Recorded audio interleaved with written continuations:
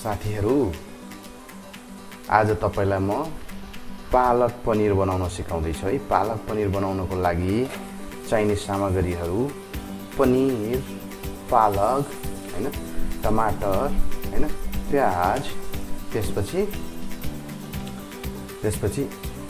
पनीरलाई चाहिँ मैले के गरेको छु भने तातो पानीमा ब्लेन्ड गर्दै छु। मैले पेस्ट बनाएको छैन है, तपाईले पेस्ट पनि बनाउन सक्नुहुन्छ।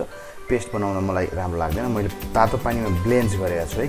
ब्लेन्ड भन्नुको मतलब तातो पानीमा एकछिन उमालेर सट्ट राखेको छु। यसले के गर्छ भने यसको जुन गन्धलाई मार्छ, गन्धलाई मार्नुको साथसाथै यसलाई सफ्ट बनाउँछ है। सफ्ट बनाएर यसलाई हामीले पनीर भुटिसकेपछि हाल्दाखेरि चाहिँ धेरै राम्रो स्वाद आउँछ। ल हेर्नुस् है, अब म चलाउँछु है।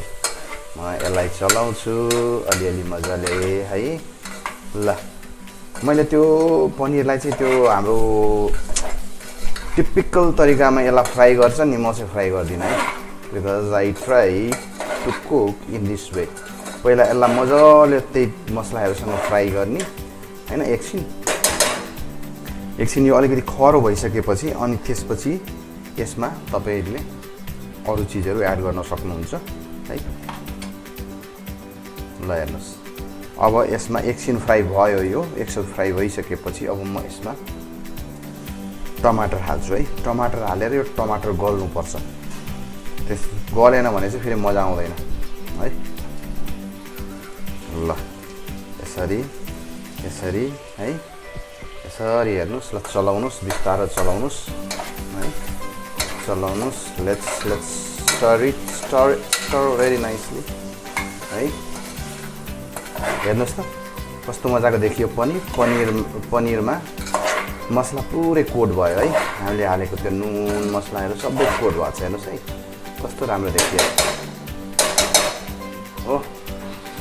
अब एकछिन भुटिन दिनुस्, मजाले भुटिदिनु यसलाई।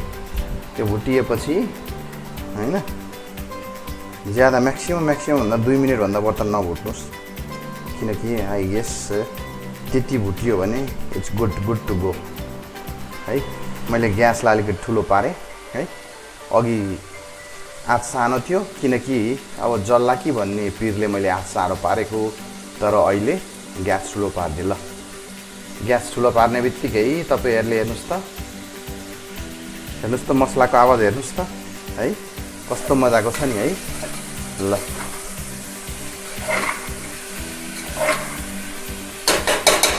कस्तो मजाको छ। ल हेर्नुस् त ल हैन। एकछिन धैर्य गर्नुस्, धैर्य गर्नुस् है।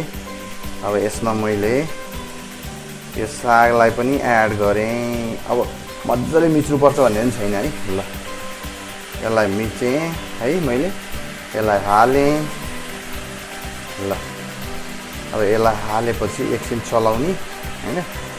चलाइसकेपछि त्यसपछि यसलाई के गरिदिने, छोपिदिने र राम्रोसँग त्यो सागलाई पनि गल्न दिने। अनि गल्न दिएपछि अलिकति पानी हालेर लेदो बनाउने हामीले है। हेर्नुस् त, ल हेर्नुस् त कति सिम्पल तरिकामा हामीले बनायौँ। हेर्नुस् त, it's a very easy way, कुनै रकेट साइन्स छैन है। एकदम इजी तरिकाले मैले हल्का ग्रेभी हाल्छु, मैले ज्यादा हाल्दिनँ किनकि I don't like more watery. त्यो वाटरी भयो भने के हुन्छ भने मजा आउँदैन के है। ल अब यसलाई एकछिन पाक्न दिनुस्। यो पाकिसकेपछि म तपाईलाई यसलाई निकालेर देखाउँछु है। ल हेर्नुस् त कति मजाले बन्यो हाम्रो पालक पनीर, यम्मी है, कस्तो राम्रो। ल यसरी नै तपाईहरु बनाउनुस् अनि मजाले आफ्नो परिवारसँग बसेर खानुस्। चाहे रोटीसँग खानुस्, चाहे भातसँग खानुस्, चाहे पुलाउ बनाउनुस्, चाहे चाम्रे बनाउनुस्, सबैमा फिट हुन्छ है। ल बनाउनुस् है साथी।